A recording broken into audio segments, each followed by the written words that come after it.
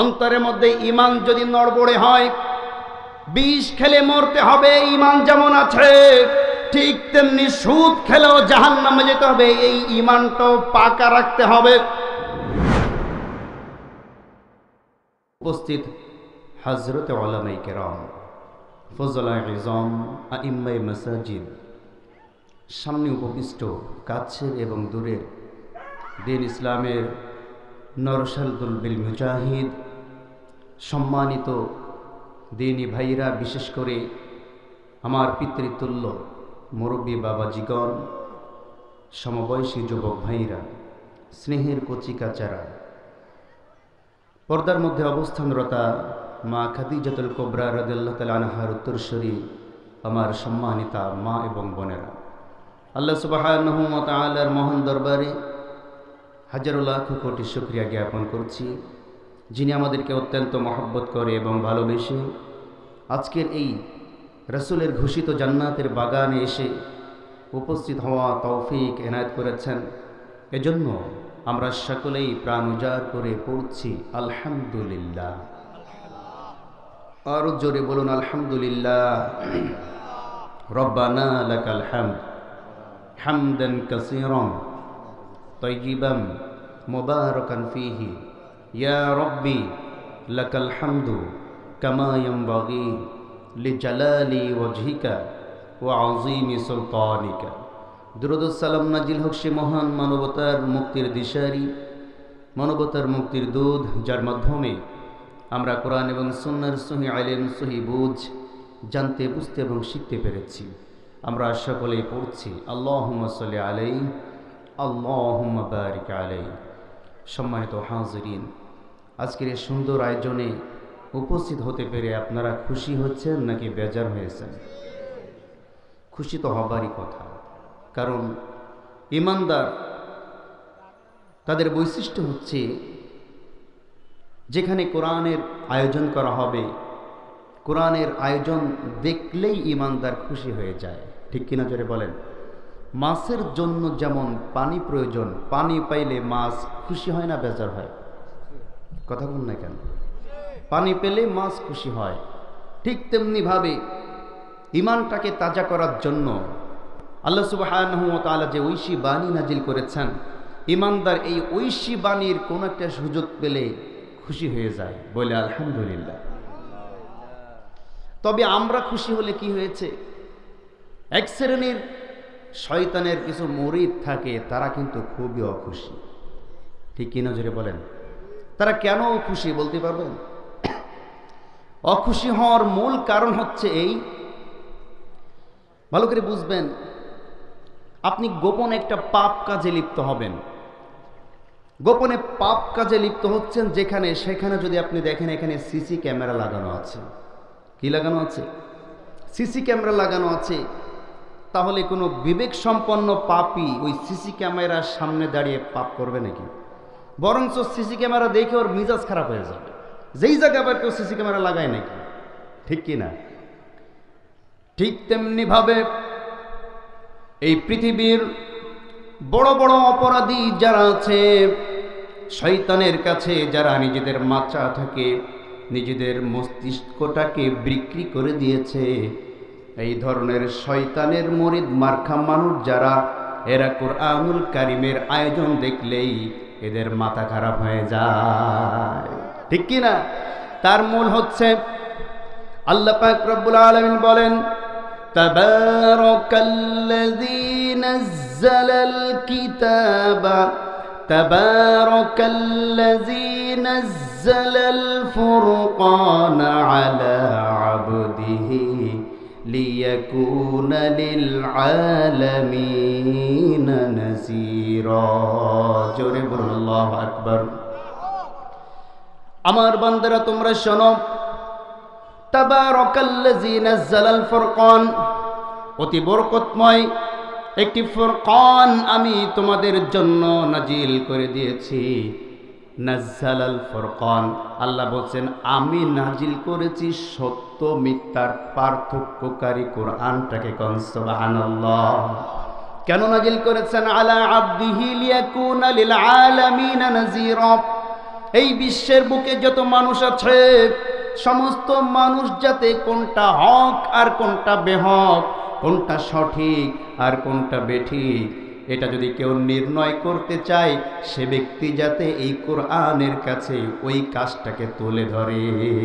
ঠিক কি না? ভালো করে বুঝবেন কেন তারা বেজার হয়, এটা আমাদের বুঝতে হবে।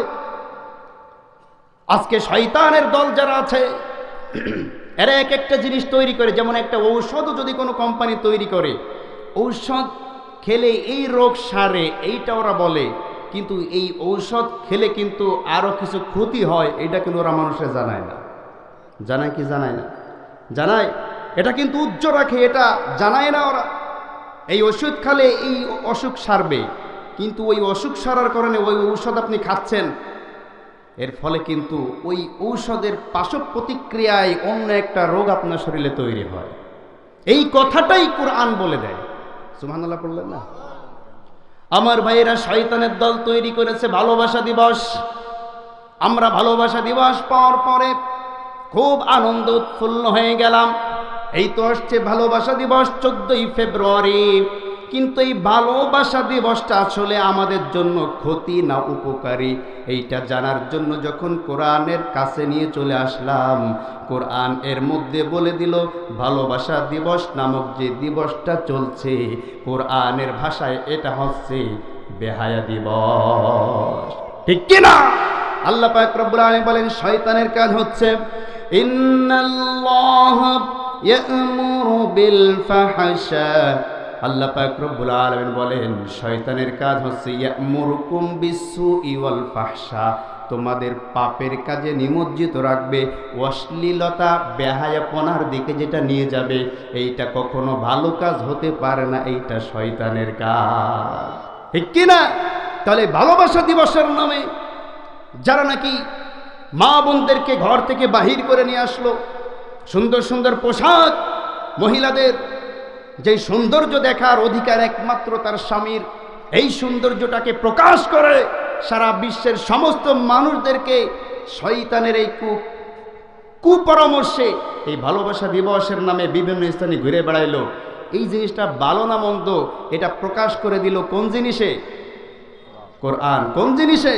কোরআনে। এই কারণে এই শয়তান মার্কা মানুষ যারা, এরা চায় কোরআন যাতে মানুষ শুনতে না পারে, কোরআন যাতে বন্ধ হয়ে যায়। কারণ কোরআন যদি মানুষ জানে, কোরআন নিয়ে যদি মানুষ অ্যানালাইসিস করে, কোরআন যদি মানুষ বোঝার চেষ্টা করে, উপলব্ধি করার চেষ্টা করে, শয়তানদের শয়তানি কোনো কর্মকাণ্ড বাংলার জমিন হতে দেওয়া যাবে না। কথা বলেন ঠিক কিনা? এই কারণে এরা চায় কোরআন যাতে সমাজে প্রতিষ্ঠিত না হয়। কোরআন প্রতিষ্ঠিত হলেই তো ওদের সামনে সিসি ক্যামেরা লেগে যাবে। ঠিক কিনা? ওরা সুদ চালু করলো, সুদটাকে নিয়ে এসে যখন কোরআনের সামনে ধরা হলো, কোরআন বলে দিল আল্লাহ পাক নিষেধ করেছেন আহাল্লাল্লাহুল বাইআ ওয়া হাররামার রিবা। আল্লাহ পাক রব্বুল আলামিন এই সুদটাকে তোমাদের জন্য হারাম হিসাবে ঘোষণা করে দিয়েছেন। এই কারণে তো ওরা কোরআন শুনতে দিতে চায় না। ঠিক কিনা? এভাবে করে শয়তান তার কর্মসূচি পালন করার জন্য বিভিন্ন ধরনের কায়দা কৌশল তৈরি করে। আর আল্লাহর বান্দা ইমানদারগণ যখনই কোরআনের আয়নার সামনে, কোরআনের ক্যামেরার সামনে ওই কাজটাকে তুলে ধরে, কোরআন বলে নাজ্জালাল ফুরকান, সত্য এবং মিথ্যার পার্থক্যকারী হিসাবে তো আমি নাজিল হয়েছি, সুতরাং এই কাজটা শয়তানি কাজ, এই কাজের ধারে কাছেও যাওয়া যাবে না। ঠিক কিনা? এজন্যই তো আল্লাহ বলেছেন যারা নাকি ইমানদার হবে তাদের সামনে যখন কোরআন তেলাওয়াত করা হবে, জাদাতহুম ঈমানা, ওই ইমানদারদের ঈমান আমি আল্লাহ পাক রব্বুল আলামিন বৃদ্ধি করে দেব। কোন সুবহানাল্লাহ। এই কারণেই মাহফিলের আয়োজন, কোরআনের আয়োজন কিছু কিছু শয়তানের মুরিদরা বন্ধ করে দিতে চায়। ঠিক কি না? কিন্তু সফলতা অর্জন করতে পারবে? কথা কম না কেন? সফল কি হবে তারা? কখনো সফল হবে না। কারণ আল্লাহ চ্যালেঞ্জ ছড়ে দিয়েছেন ইউরিদুনা লিয়ুতফিউ নূরাল্লাহি বিআফওয়াহিহিম ওয়াল্লাহু মুতিম্মু নূরিহি ওয়ালাউ কারিহাল কাফিরুন। জোরে বলুন আল্লাহু আকবার। ইউরিদুনা লিইউতফিউ নূরাল্লাহ, কিছু মানুষ আছে তারা মনে মনে চিন্তা করে যে আল্লাহর নূরকে, আল্লাহর আলোকে, আল্লাহর জ্যোতিকে, আল্লাহর কোরআনকে তাদের মুখের ফুৎকারের দ্বারা নিভাইয়া দিবে, তাদের মুখের কথার দ্বারা নিভাইয়া দিবে, তাদের মুখের ক্ষমতা বলে তারা কোরআনগুলাকে বন্ধ করে দিবে, নিমজ্জিত করে দিবে দুনিয়া থেকে। আমি আল্লাহ বলে দিলাম ওয়াল্লাহু মুতিম্মু নূরিহি, তারা যত বেশি কোরআনটাকে চাপাইয়া রাখতে চাবে আমি আল্লাহ পাক রব্বুল আলামিন তার চাইতে দ্বিগুণ গতিতে কোরআনকে আমি উড্ড করে দেব। কোন সুবহানাল্লাহ। এই কোরআন আল্লাহ এই জমিনে উড্ডীন করবেনই করবেন, হয়তোবা সেই কাজের সাথে আপনি আমি লেগে থাকতে পারবো, অথবা আপনি আমি বাদ পড়ে যাব। ঠিক কিনা জোরে বলেন? এই জমিনে দিন কায়েম হবে, এটা কি বিশ্বাস হয়? কারা কারা বিশ্বাস করেন হাত উঁচু করে দেখেন তো দেখি। আর যারা হাত উঁচু করেন না তাদের বিশ্বাস হয় না মনে হয়। হ্যাঁ, বিশ্বাস হয় আপনাদের? আমার ভাইরা, বিশ্বাস কাহাকে বলে? আমরা তো বলি আমরা ইমানদার। ইমানদার কি জিনিস? ইমানদার কাহাকে বলে ভালো করে বুঝতে হবে। আমি যদি এখন আপনাদেরকে প্রশ্ন করি যে আমি যদি এখন এক বোতল বিষের বোতল নিয়ে এসে, যেই বিষ এই ধানের খেতে লাগাইলে, ঘাসের উপরে মারলে পুড়ে সব ঘাস মরে শেষ হয়ে যায়, এমন একটা বিষ যদি আমি আপনাদের সামনে তুলে ধরে বলি যে আমি আব্দুল্লাহ মামুন নিজামী বলছি এই বিষ খেলে আপনারা কেউ মরবেন না, আচ্ছা বলেন তো কে কে এই বিষ খাবেন? কেউ খাবে? আমি তো ছোট মানুষ, আমার কথাই বোধহয় খাবেন না, কিন্তু চরমনার পীর সাহেব এসে বললে মনে হয় খাইতে পারেন নাকি? কেন তাও খাবেন না? এত বড় পীর সাহেব মানুষ, বাংলাদেশের তিনি 1 নম্বর হক্কানি পীর, তার কথাও খাবেন না? তাহলে তাবলিগ জামাতের জুবায়ের সাহেব এসে বললে মনে হয় খাবেন? কথা বল না কেন? তাবলিগ জামাতের সাদ সাহেব এসে বললে মনে হয় খাবেন? ডক্টর শফিকুল ইসলাম মাসুদ এসে বসে মনে হয় খাবেন? কথা বল না কেন? খালেদা জিয়া আসলে বললে মনে হয় খাবেন? প্রধানমন্ত্রী শেখ হাসিনা এসে বললে খাবেন? কেউ বললে খাবেন না? কেন খাবেন না? হ্যাঁ, এইটার নাম হচ্ছে বিশ্বাস, এইটার নাম হচ্ছে ঈমান। আপনি বিশ্বাস করেন, আপনি জানেন, দিলের মধ্যে গেঁথে নিয়েছেন যে বিষ খেলে এই দুনিয়ায় আমি আর বেঁচে থাকতে পারবো না, এই কারণে 5 কোটি টাকা দিলেও আপনি বিষ খেতে চান না। ঠিক তেমনি ভাবে আল্লাহ পাক রব্বুল আলামিন বলেছেন সুদ খেলে জাহান্নামে যেতে হবে। বিশ্বাস করেন? খান কেন? বোঝা গেল বিশ্বাসটা দৃঢ় নাই, সঠিক বিশ্বাস আল্লাহর উপরে নাই। হারাম খেলে জাহান্নামে যেতে হবে, বিশ্বাস করেন? তা হারাম খান কেন? নামাজ না পড়লে জাহান্নামে যেতে হবে, বিশ্বাস করেন? পড়েন না কেন?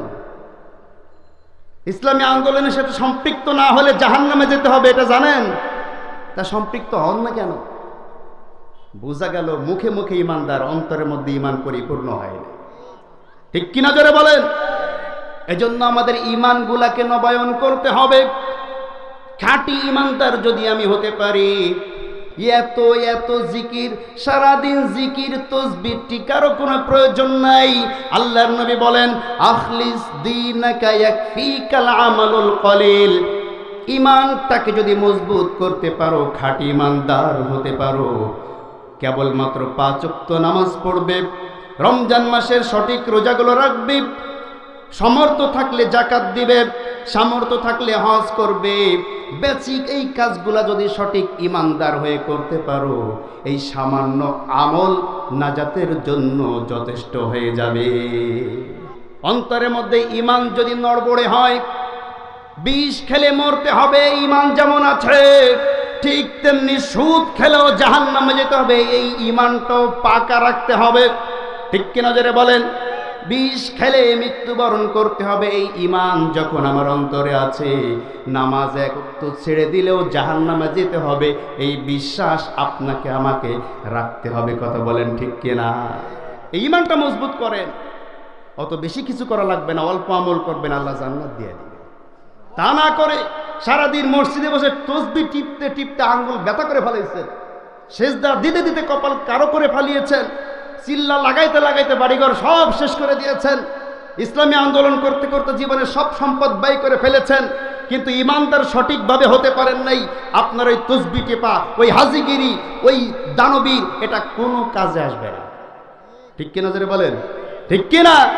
কি হবে নামাজ রোজা ইমানদারির বড়াই করে, যদি এই খোদার কোরআন নর্দমাতে থাকে পড়ে? কি হবে নামাজ রোজা ইমানদারির বড়াই করে, যদি এই খোদার কোরআন নর্দমাতে থাকে পড়ে? মসজিদের এই কোণে বসে জিকির যত করো কোষে, মসজিদের কোণে বসে জিকির যত করো কোষে, এভাবে যায় না পাওয়া আল্লাহকে। কি হবে বেঁচে থেকে অযথা বিদ্যা শিখে, যদি না গড়তে পারো শোষণবিহীন সমাজটাকে? ঠিক কিনা? আপনি মসজিদে তসবি টিপছেন, আপনার নাতি গিয়েছে পানিসারা গদখালি ফুল মার্কেটে। কথা বলেন। আপনি বড় হাজি, হজ করে এসেছেন, আপনার ছেলে আর একটা মেয়েকে নিয়ে ঘুরতে যাচ্ছে পার্কে। এই হাজিগিরির কোনো লাভ নাই। আপনি হজ করেন, আপনি যাকাত দেন, আপনি টুপি মাথায় দিয়ে ঘোরেন, ইসলামী আন্দোলনের কথা বললে আপনি নাক শিটকান, আপনার এই নামাজের আল্লাহর কাছে চারানা পয়সার কোনো দাম নাই। অবাস্তব কিছু বলেছি? সুতরাং আমাদেরকে ঈমানকে মজবুত করতে হবে। রাজি আছেন সবাই? রাজি আছেন?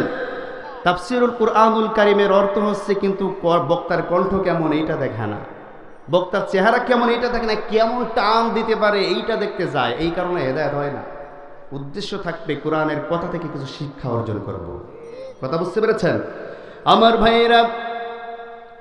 আল্লাহ পাক রব্বুল আলামিন আল্লাহর নবী সাল্লাল্লাহু আলাইহি ওয়াসাল্লামকে এই সূরাতুল আলাম নাশরাহ লাকা সাদরাক, এই সূরাটি ওই সময় নাজিল করেছিলেন যে সময় আল্লাহর নবী সাল্লাল্লাহু আলাইহি ওয়াসাল্লামের পুত্র ইব্রাহিম মক্কার জমিনে মারা গিয়েছিল।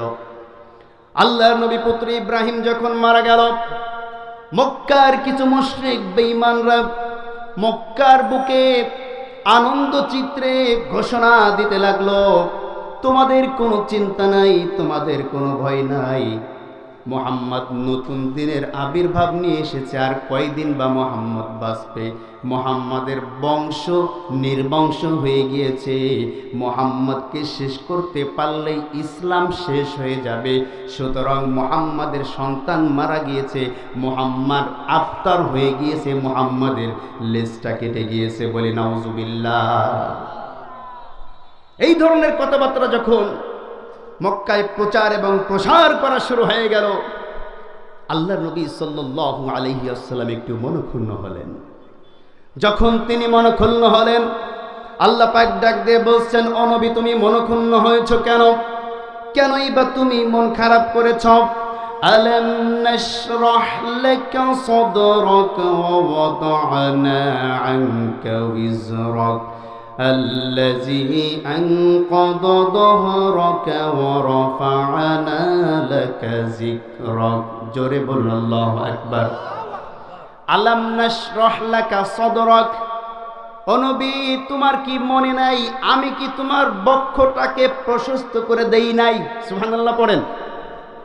এই যে আলাম নাশরাহ লাকা সাদরাক, অনেকে এই তাফসীরের মধ্যে লেখা হয়েছে, অনেক তাফসীর বিশারদগণ বলেছেন আল্লাহর নবী সাল্লাল্লাহু আলাইহি ওয়াসাল্লামকে আল্লাহ যখন মেরাজে নিবেন, মেরাজে যেই রাত্রে নিবেন, ওই রাত্রে কাবার হাতিম থেকে অথবা তিনি যেই ঘরের মধ্যে অবস্থান করতেন সেই ঘরের ছাদ ফেড়ে আল্লাহর নবীকে উঠিয়ে নিয়ে যাওয়া হলো জমজমের কাছে। কোথায়? জমজম কুয়ার কাছে। আল্লাহর নবীর বুকটাকে চিরে ফেলা হলো, ভিতর থেকে কলব নামক জিনিসটাকে বাহির করে স্বর্ণ খচিত পেয়ালা দিয়া, ইয়াকুত খচিত পেয়ালা দিয়া জমজমের পানি দিয়ে ধুয়ে পরিষ্কার করে সিনাটাকে চাক করে ওপেন হার্ট সার্জারি করে আবারও আল্লাহর নবীর বক্ষটাকে ঠিক করে দেওয়ার পরে আল্লাহ বলছেন, আলাম নাশরাহ লাকা সাদরাক, ও নবী আমি কি আপনার বক্ষটাকে প্রশস্ত করে দেই নাই? কোন সুবহানাল্লাহ। অন্য অন্য তাফসীরের মধ্যে, কিছু তাফসীরের মধ্যে এটা লেখা হয়েছে যে আলাম নাশরাহ লাকা সাদরাক, এই শব্দের অর্থ হচ্ছে আমি কি আল্লাহ পাক তোমার বুকটাকে প্রশস্ত করে দেই নাই? আমার নূরকে গ্রহণ করার জন্য আমার ওহির বাণীকে গ্রহণ করার জন্য তোমার বুকটাকে আমি বিশালতা দান করি নাই। আল্লাহ পাক রব্বুল আলামিন অন্য আয়াতের মধ্যে এই আয়াতের সামঞ্জস্য আয়াতে বর্ণনা করেছেন, লিয়ুশরাহ সদরহু লিল ইসলাম। মুমিন যারা হতে চায়, যাদেরকে আল্লাহ পাক রব্বুল আলামিন ভালোবাসে, ইসলামের জন্য তাদের এই বক্ষটাকে আমি আল্লাহ প্রশস্ত করে দিয়েছি। সুবহানাল্লাহ।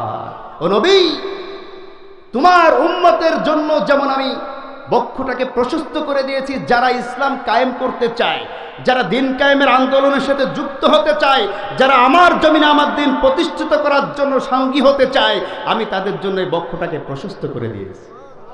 তাদের বক্ষটা প্রশস্ত, সকলেই তার এই অন্তরের মধ্যে ঢুকতে পারবে। কথা কোন না কেন? এই কোরআন কি শুধুমাত্র জামাত ইসলামের জন্য নাজিল হয়েছে? শুধুমাত্র চরমনায় পীর সাহেবের জন্য নাজিল হয়েছে? শুধুমাত্র আওয়ামী লীগের জন্য নাজিল হয়েছে? শুধু বিএনপির জন্য নাজিল হয়েছে? না, আল্লাহ পাক রব্বুল আলামিন বলেছেন এই কোরআনটা কেবলমাত্র শুধুমাত্র একটা মানুষের জন্য বা একটা দলের জন্য নাজিল হয় নাই।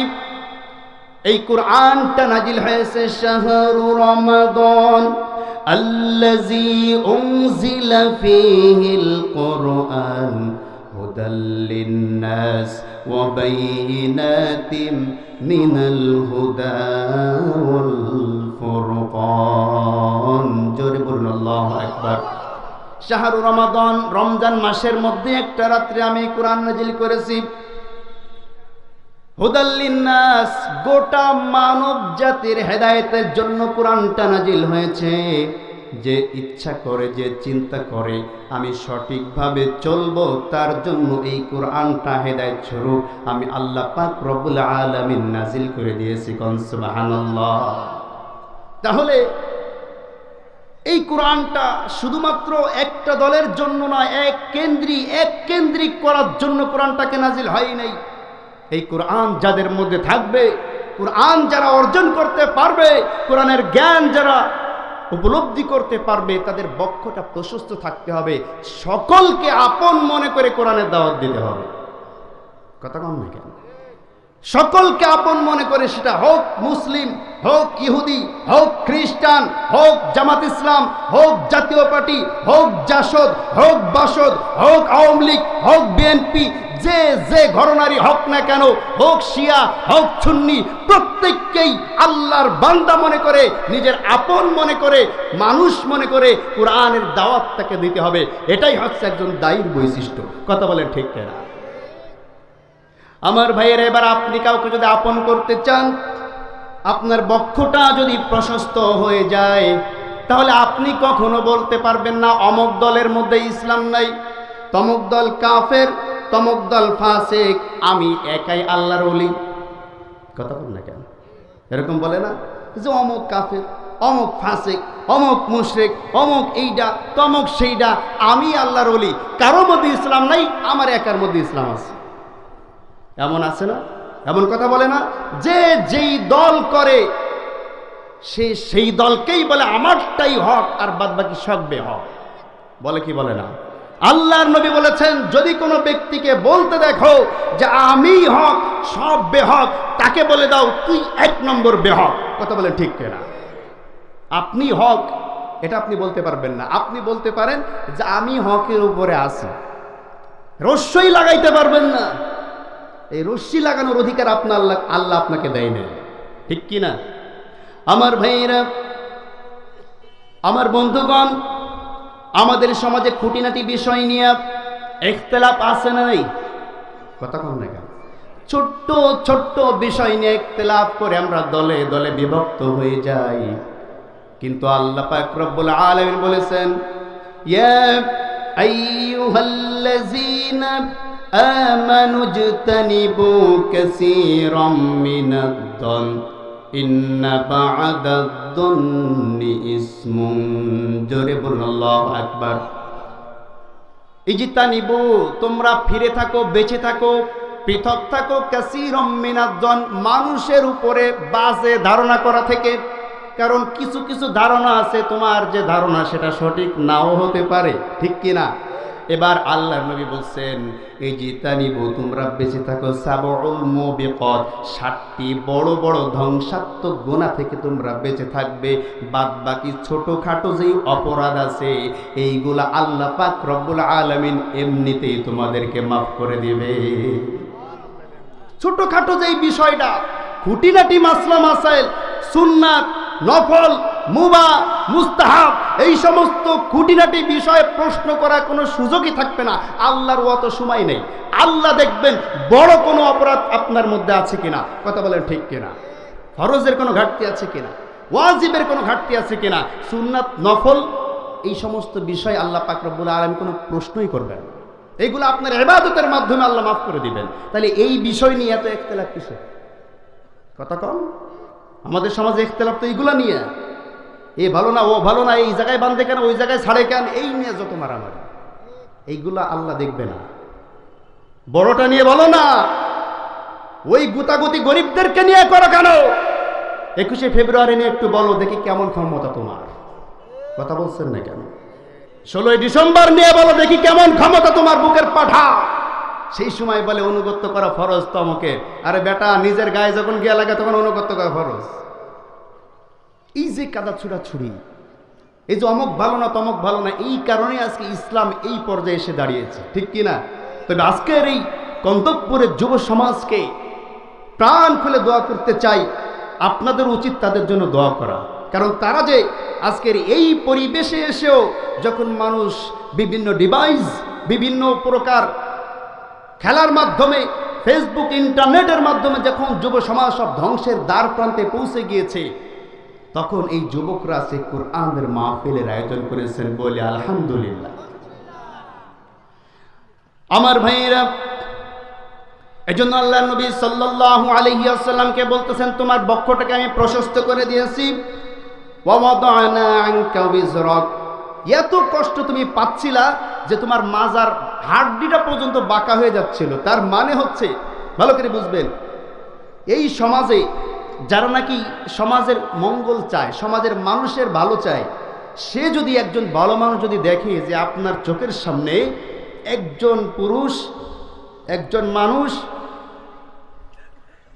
মানুষ আপনার চোখের সামনে ভালো মানুষ ছিল, নামাজি ছিল, কিন্তু হঠাৎ করে সেই মানুষটা নেশাগ্রস্ত হয়ে গিয়েছে। আচ্ছা বলেন তো, আপনার আমার মনের মধ্যে খারাপ লাগবে না? আফসোস হবে না? কথা বল না কেন? আফসোস হবে কি হবে না? যে হারে ছেলেটা কত ভালো ছিল, হঠাৎ করে কি এমন হলো যে সে নেশাগ্রস্ত হয়ে পড়ল। আফসোস হয় কি হয় না? মনে কষ্ট লাগে কি লাগে না? আমার ভাইয়েরা, আল্লাহ নবী সাল্লাল্লাহু আলাইহি ওয়াসাল্লাম জাহিলিয়াতের যুগে, অন্ধকারের যুগে, মানুষের হক যখন মানুষ নষ্ট করছিল, মানুষের ইজ্জতের কোনো বালাই ছিল না। এমনকি ওই সময়কার মানুষরা কষ্ট করে বিভিন্ন দেশ থেকে বিদেশে হিজরত করে, ব্যবসা বাণিজ্য করে, কষ্ট করে এবার অর্থ কুড়ি যা গুছিয়ে নিয়ে আসতো, প্রতিমধ্যে ডাকাত দল গিয়ে সেটাকে কেড়ে নিয়ে নিজের মনে করে নিয়ে নিত, ঠিক কিনা জোরে বলেন? এই ধরনের অবস্থা দেখে আল্লাহর নবী এই সমাজকে পরিপূর্ণ সঠিকভাবে সমাজকে সংস্কার করার জন্য বহু প্রচেষ্টা চালিয়েছিলেন। কিন্তু আল্লাহর নবীর কাছে ওই সময় আল্লাহর পক্ষ থেকে আসা কোনো কিতাব ছিল না। এই কারণে সমাজের এই অবস্থা সঠিকভাবে তিনি বিশ্লেষণ করে, সঠিকভাবে তিনি মানুষকে বুঝিয়ে পথে ফিরিয়ে আনতে না পারা আক্ষেপটা নিয়া, মনে কষ্ট নিয়া এত বেশি কষ্টে জর্জরিত হয়ে পড়লেন যে আল্লাহ এটার উপমা দিয়েছেন যে ভারী বোঝা বহন করতে করতে তোমার মাজা বেঁকা হয়ে যাওয়ার সম্ভাবনা আছে। ভালো আছেন আমার ভাইয়েরা? আল্লাহ বলছেন, কিন্তু আমি তোমার এই কষ্টটাকে দূর করে দিয়েছি, তোমার এই কষ্টটাকে আমি লাঘব করে দিয়েছি। আমি আল্লাহ পাক রব্বুল আলামিন তোমাকে এমন দয়া করেছি যে আমি আল্লাহ কুরআনুল কারীম তোমার উপরে নাজিল করে সঠিক পথের দিশা, একটি গাইডলাইন মানুষের সামনে আমি দিয়ে দিয়েছি। কোন সুবহানাল্লাহ। আর তারা যে তোমাকে বলে তুমি লেজ কাটা, তুমি নির্বংশ, তোমাকে শেষ করে দেওয়া হবে, জেনে রাখবে ও মুহাম্মদ, ওয়ারাফা'না লাকা যিকরাক, তোমার সম্মান কমা তো দূরের কথা, তোমার বংশ নির্বংশ হওয়া তো দূরের কথা, তোমার কাজ শেষ হয়ে যাওয়া তো দূরের কথা, ওয়ারাফা'না লাকা যিকরাক, এত বেশি তোমার নাম আমি প্রচার করব যে সবচেয়ে উচ্চ স্থানে আমি আল্লাহর নামের পাশাপাশি মানুষকে তোমার নামটা উচ্চারণ করতে হবে। সুবহানাল্লাহ। আমরা তার বাস্তব প্রমাণ দেখতে পাচ্ছি। প্রত্যেকদিন সকালবেলায় ভোর হয় আমাদের কানে আযানের ধ্বনি দিয়া, ঠিক কিনা? যখনই বলা হয় আশহাদু আল্লা ইলাহা ইল্লাল্লাহ, পাশাপাশি আবারও বলা হয় ওয়া আশহাদু আন্না মুহাম্মাদুর রাসূলুল্লাহ। সুবহানাল্লাহ পড়েন। যেখানে আপনি আল্লাহর নাম, পাশে আল্লাহর নবীর নাম, আল্লাহ বলছেন রাফা'না লাকা যিকরাক, তোমার প্রচার আমি এমন ভাবে করব যে সারা জীবন কিয়ামতের আগ পর্যন্ত তুমি রাসূলের কালেমা যারা গ্রহণ না করবে তাদেরকে মুসলমানের খাতা থেকে আমি নাম কেটে দেব। সুবহানাল্লাহ পড়লেন না? আমার ভাইয়েরা, তবে মনে রাখবে فَإِنَّ مَعَ الْعُسْرِ يُسْرًا إِنَّ مَعَ الْعُسْرِ يُسْرًا فَإِذَا فَرَغْتَ فَانصَبْ وَإِلَى رَبِّكَ فَارْغَب। জোরে বলুন আল্লাহু আকবার। ও নবী, আপনি শোনেন, দুনিয়ার উদ্দেশ্য হচ্ছে মানুষকে যে আমি পাঠিয়েছি, যে উদ্দেশ্য সেটা হচ্ছে দুনিয়াটা হচ্ছে একটি পরীক্ষার জায়গা। দুনিয়াটা কিসের জায়গা জোরে বলেন? দুনিয়াটা হচ্ছে পরীক্ষার স্থান, পরীক্ষার জায়গা। বর্তমানে এসএসসি পরীক্ষা চলছে, ঠিক কিনা? আপনারা সবাই দোয়া করবেন যারা নাকি এসএসসি পরীক্ষার্থী, আল্লাহ এসএসসি এবং সমমানে যারা পরীক্ষা দিচ্ছে, আল্লাহ পাক তাদের প্রত্যেককে সঠিকভাবে উত্তীর্ণ হওয়ার তৌফিক দান। সকলে বলেন আমিন। এই দুনিয়াটা পরীক্ষার জায়গা। এই পরীক্ষার ফলাফল কি হবে, পরীক্ষার প্রশ্ন কি হবে, এর উত্তর কি হবে, এই সব কিছু আল্লাহ পাক আমাদের সামনে প্রকাশ করে দিয়েছেন, ঠিক কিনা? কিন্তু আমরা কি করেছি? আমরা এটা পাওয়ার পরেও আমরা এর দ্বারা কাছেও আসি নাই। কথা কল না কেন? ভালো করে বুঝতে হবে। কষ্ট পাচ্ছেন আপনারা? খুবই মনোযোগ দিয়ে শুনতে হবে। এখানে বসেছেন, এই মাহফিল শেষে আপনাদেরকে 1000 করে টাকা দেওয়া হবে নাকি মাহফিল শেষে 1 প্যাকেট বিরিয়ানি দেওয়া হবে? কিচ্ছু দেওয়া হবে না। তাইলে বসছেন কেন? কথা বল না কেন? বসছেন কেন?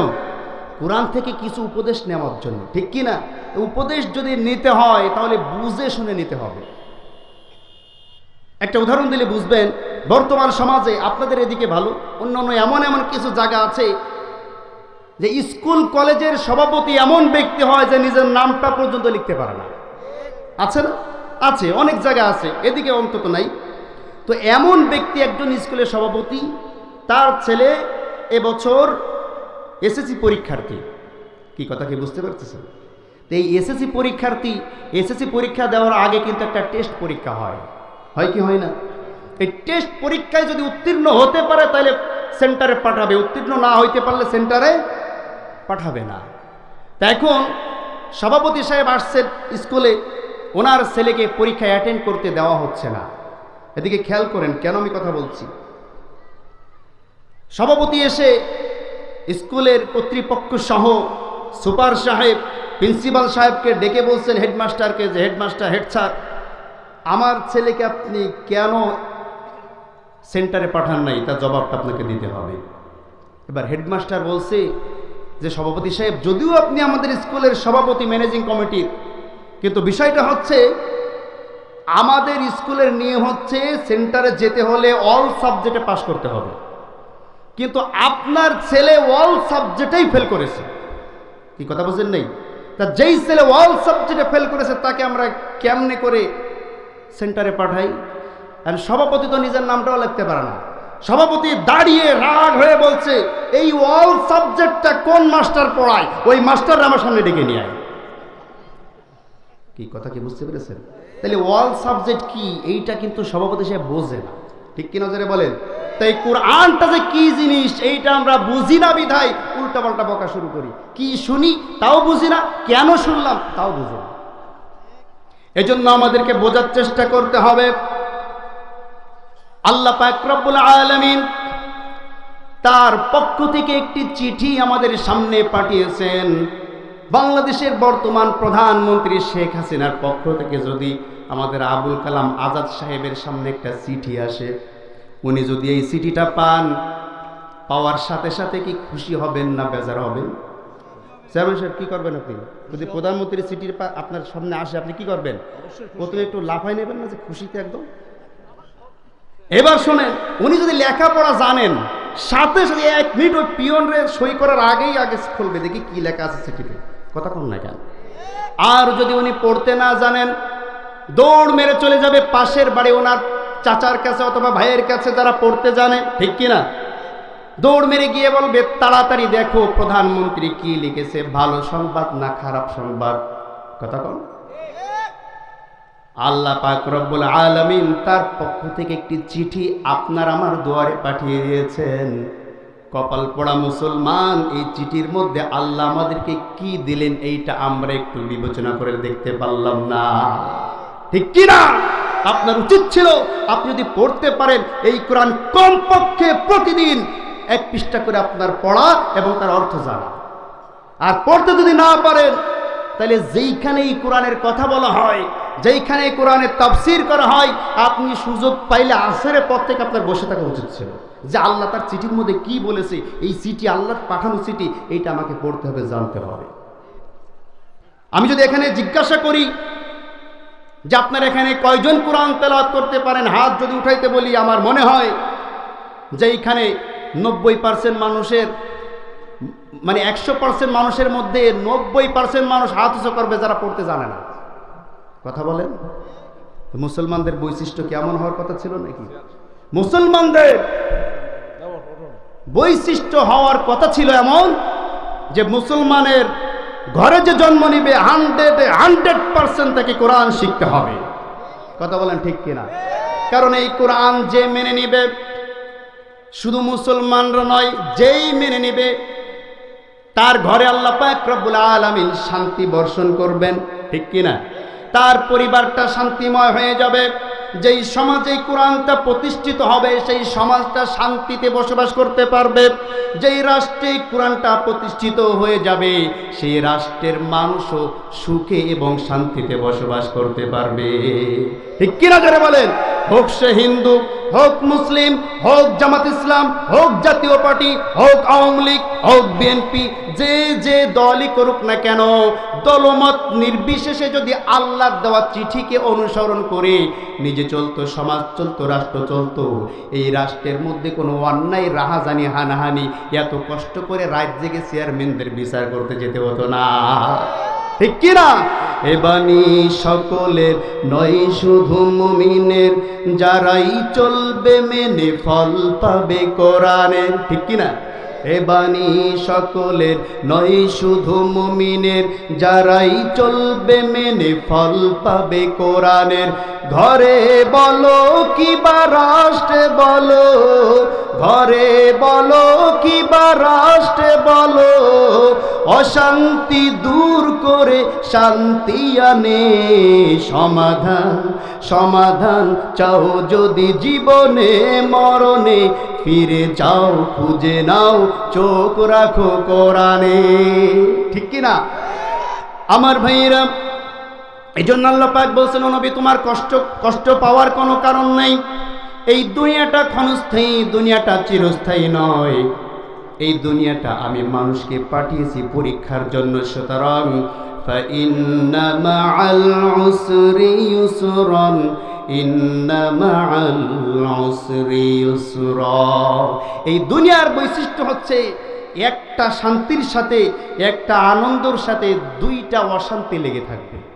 আপনি দুনিয়ায় একটা সুখ খুঁজতে যাবেন, আল্লাহ পাক আরো 2টা দুঃখ আপনাকে লাগিয়ে দেবে। যেমন ধরেন, মানুষ 3টা জিনিসের মাধ্যমে সুখী হয়।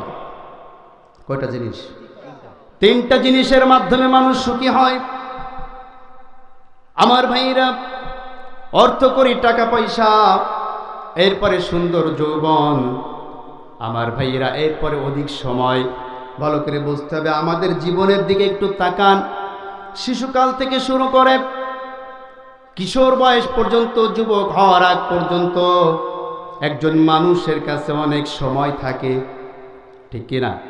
একজন মানুষের কাছে অনেক সময় আছে এবং তার গায়ে অনেক শক্তি আছে, কিন্তু পূর্ণাঙ্গ শান্তি পাওয়ার জন্য যেই টাকা দরকার, যে অর্থের দরকার, শিশুকাল থেকে শুরু করে যুবক পর্যন্ত তার কাছে কিন্তু ওই পরিমাণ অর্থ থাকে না। থাকে নাকি? তাহলে শিশুবেলা থেকে যুবক পর্যন্ত সময় আছে, শক্তি আছে, কিন্তু টাকা নেই। কি নেই? টাকা নাই। এরপরে যুবক বয়স থেকে শুরু করে বৃদ্ধ বয়স পর্যন্ত আপনার কাছে টাকা আছে, আপনার গায়ে শক্তি আছে, কিন্তু সুখ উপভোগ করার জন্য যে সময়টা প্রয়োজন, এই সময়টা আর আপনার হাতে ওই সময় নাই। ঠিক কি না? আপনি ব্যবসার কাজে ব্যস্ত হয়ে পড়বেন, চাকরির কাজে ব্যস্ত হয়ে পড়বেন, বিভিন্ন কাজে আপনি যুবক বয়স থেকে ব্যস্ত হয়ে যাওয়ার কারণে টাকা উপার্জন হবে, শক্তিও গায়ে থাকবে, কিন্তু শান্তির জন্য যে সময়টা দরকার, এই সময়টা আল্লাহ আপনাকে দিবে না। ঠিক কি না? বৃদ্ধ বয়সে যখন আপনার উপনীত হয়ে যাবেন, বৃদ্ধ বয়সে উপনীত হওয়ার পরে আপনার হাতে অনেক অগত সময় থাকবে, আপনার অনেক সম্পত্তি থাকবে।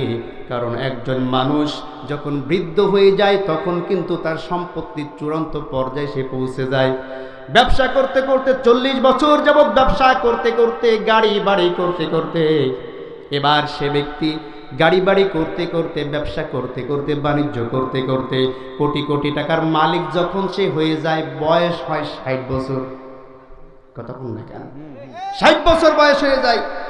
আমাদের আপিল সাহেব এমপি হয়েছে পরপর এবার 4 বার, তাই না? 4 বার এমপি হওয়ার পর উনি যখন মন্ত্রী হবেন, ওনার বয়স হবে কত?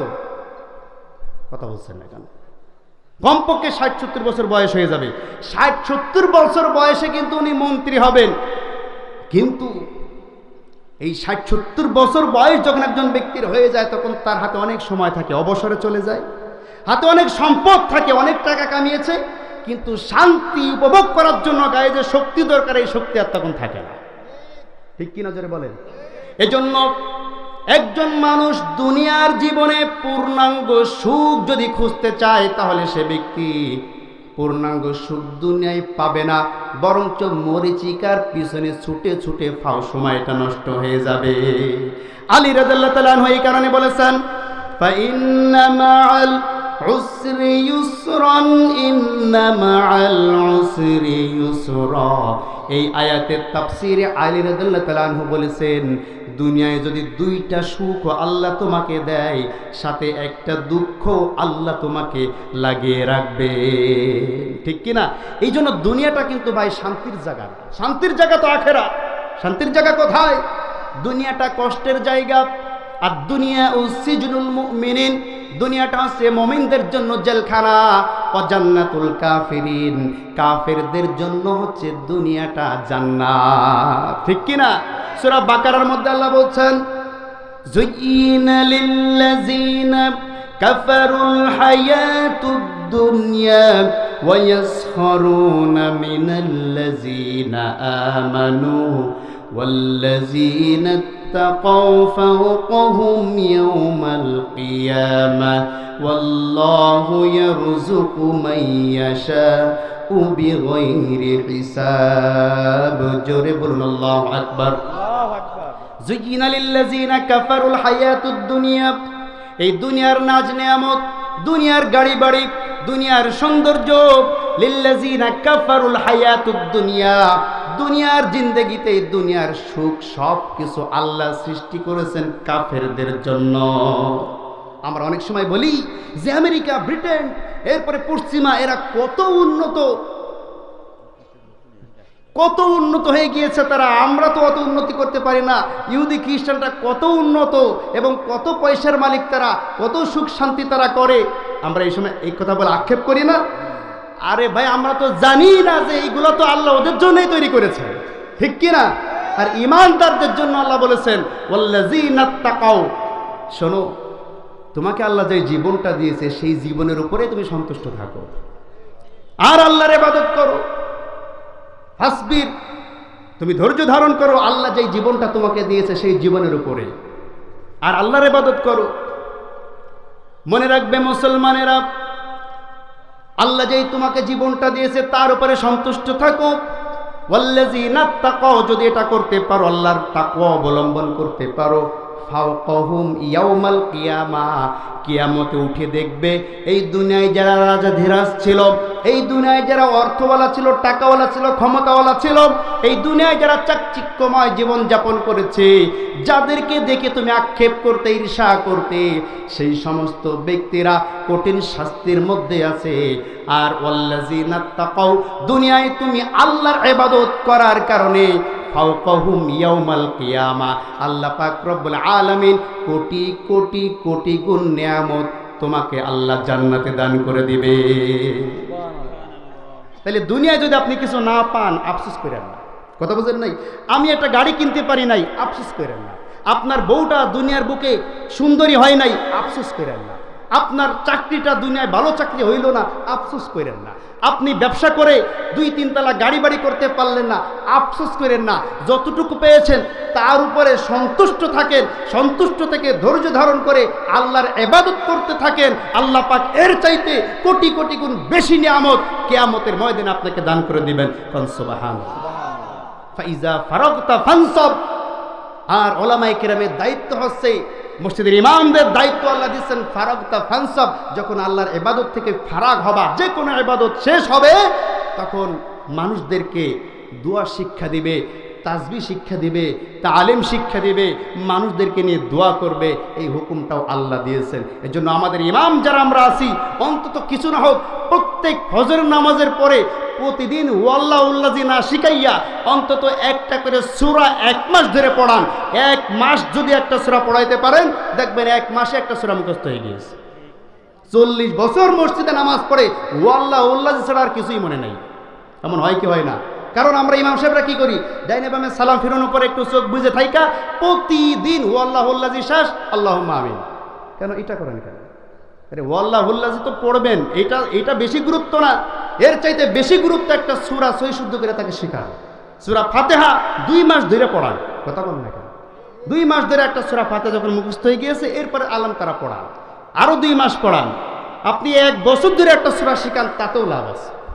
আল্লাহ বলছেন, ফাইজা ফারাগতা ফানসাব, তোমাদের দায়িত্ব মানুষদেরকে দোয়া শিখানো, কালাম শিখানো, কোরআন শিখানো, হাদিস শিখানো। ঠিক কিনা জোরে বলেন? এই জন্য আমি সংক্ষিপ্ত আকারে আপনাদের সামনে সূরা আলাম নাশরাহ লাক থেকে তাফসীর পেশ করেছি। আমার তো এলেম কালাম তেমন নাই, বুঝিনি তো, তেমন জ্ঞানও আমাকে আল্লাহ দেয় নাই। সংক্ষিপ্ত আকারে কিছু জ্ঞান আল্লাহ আমাকে দিয়েছেন, তাই দুঃসাহস দেখিয়ে কোরআনের তাফসীর করি। এতে তো ভুল ত্রুটি হতে পারে, ঠিক কি না? যদি ভুল আপনাদের চোখের সামনে ধরা পড়ে, আমি আপনাদের ছোট ভাই হিসাবে অথবা কারো সন্তানের মতো হিসাবে ফোন করে আমাকে বলবেন যে আপনার এই কথাটা ভুল হয়েছে, আমি সংশোধন করে নেব। কি কথা কি বুঝতে পেরেছেন? ভালো করে বুঝবেন। আমি কিন্তু কোনো দলকে কটাক্ষ করার জন্য কোনো কথা বলি নাই, কোনো ব্যক্তিকে আঘাত করার জন্য কোনো কথা বলি নাই। আমি যতটুকুন কথা বলেছি নিজেকে নিজে সংশোধন করার জন্য। এবং এই যে আমরা যারা এখানে বসে ওয়াজ মাহফিল শুনতেছি, আখেরাতে, আসমানে, হাসরে, এরপরে জান্নাতের মধ্যে এরকম ওয়াজ মাহফিলের ব্যবস্থা হবে। সুবহানাল্লাহ পড়লেন না? সুবহানাল্লাহ। ওই ওয়াজ মাহফিলে কে ওয়াজ করবে বলেন তো? কথা কম না কেন? ওই ওয়াজ মাহফিলে 1 নম্বরে প্রথমে ওয়াজ করবেন হযরত দাউদ আলাইহিস সালাম। সুবহানাল্লাহ পড়লেন না? সুবহানাল্লাহ। এরপরে ওয়াজ করবেন আমাদের প্রিয় নবী সাল্লাল্লাহু আলাইহি ওয়াসাল্লাম। এরপরে ওই মাহফিলে ওয়াজ করবেন স্বয়ং আল্লাহ পাক রব্বুল আলামিন। জোরে বলেন সুবহানাল্লাহ। আল্লাহ পাক রব্বুল আলামিন বলেন, উজুহু ইয়াউমাইযিন নাযিরাতুন ইলা রাব্বিহা নাযিরা। আল্লাহ বান্দার দিকে তাকিয়ে থাকবেন, বান্দাও আল্লাহর দিকে তাকিয়ে থাকবেন। সরাসরি আল্লাহ পাক রব্বুল আলামিনকে জান্নাতে যখন বান্দারা দেখতে পাবে, সমস্ত মানুষ বেহুশ হয়ে যাবে। 40,000 বছর পরে তাদের হুশ ফিরে আসবে। কোন সুবহানাল্লাহ। আমার উদ্দেশ্য হচ্ছে আল্লাহ, এই যে আজকে যেমনি ভাবে কোরআন কারীমের কথা আমরা এখানে বসে সবাই একসাথে শুনেছি, কিয়ামতে যাতে এমন না হয় যে আপনারা খুঁজবেন, হারি আব্দুল্লাহ আল মামুন নিজামী আমাদের মজলিসে ছিল, আজকে এই মজলিসে নিজামীকে দেখতেছে না কেন? কথা বল না কেন? কিয়ামতে যখন জান্নাতে মানুষ থাকবে, একজন অপরজনে খোঁজ নেবে যে আমরা তো একই বাজারে ব্যবসা করতাম, আমি জান্নাতে, আমাদের সে আব্দুল করিম কোথায়? একই সাথে চাকরি করতাম, আমি জান্নাতে, আব্দুর রহিম কই? এটা খোঁজাখুঁজি করবে তারা, খুঁজতে খুঁজতে দেখবে যে হারে কোনো না কোনো অপরাধের কারণে সে ব্যক্তি জাহান্নামের মধ্যে চলে গিয়েছে। তখন আফসোস লাগবে, খারাপ লাগবে। কি ভাই, খারাপ লাগবে না? আপনার একজন ভাই যদি বিপদে পড়ে, আপনার কি ভালো লাগবে না খারাপ লাগবে? তো এই খারাপ লাগাটা যাতে আমাদের না হয়, এই উদ্দেশ্যে নিজে সংশোধন হওয়ার জন্য, আপনাদেরকেও একটু সংশোধিত করার জন্য, জান্নাতে একসাথে থাকার জন্য কিছু কথা বলি। এতে করে মনক্ষুণ্ণ হয়েন না ভাই।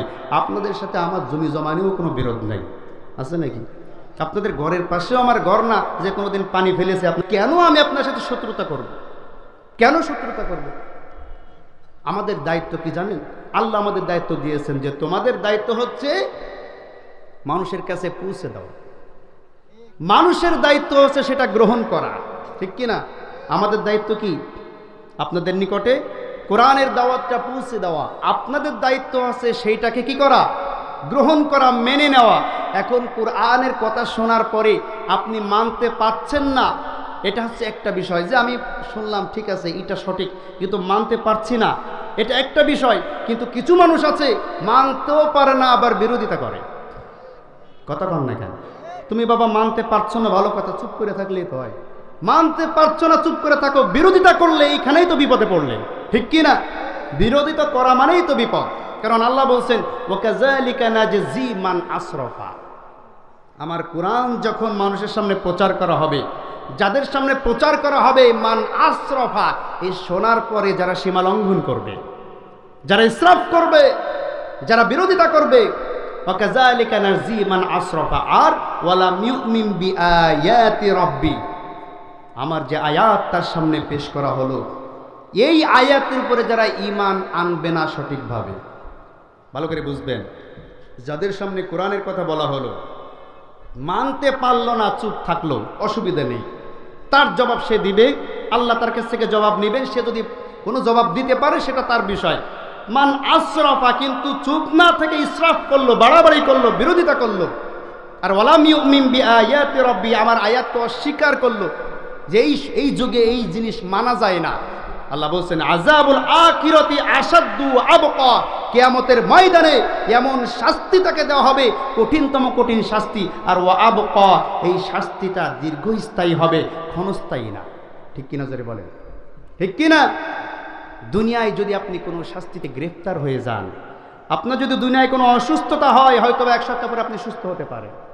কোনো অন্যায়ের কারণে আপনি গ্রেফতার হয়ে গিয়েছেন, 6 মাস পরে আপনি ছাড়া পেতে পারেন, ঠিক কিনা? কিন্তু আখিরাতে যদি আপনি ধরা খান, আখিরাতে যদি আপনি আযাবে গ্রেফতার হন, আল্লাহ বলছেন আসাদ্দু, কঠিনতম কঠিন, ওয়া আবকা, এবং অত্যন্ত সুদীর্ঘ সময় পর্যন্ত এই শাস্তি ভোগ করতে হবে। বলি নাউজুবিল্লাহ। এর জন্য আসুন আমরা যে আলোচনা করলাম এবং শুনলাম, আল্লাহ পাক রব্বুল আলামিন সর্বপ্রথম আমাকে এবং আপনাদেরকে আমল করা তৌফিক দান করুন। আমিন। ওয়া আখিরু দাওয়ানা আলহামদুলিল্লাহি রাব্বিল আলামিন। সকলে ভালো থাকবেন, সুস্থ থাকবেন, আমার জন্য দোয়া করবেন। আসসালামু আলাইকুম ওয়া রাহমাতুল্লাহি তাআলা ওয়া বারাকাতুহু।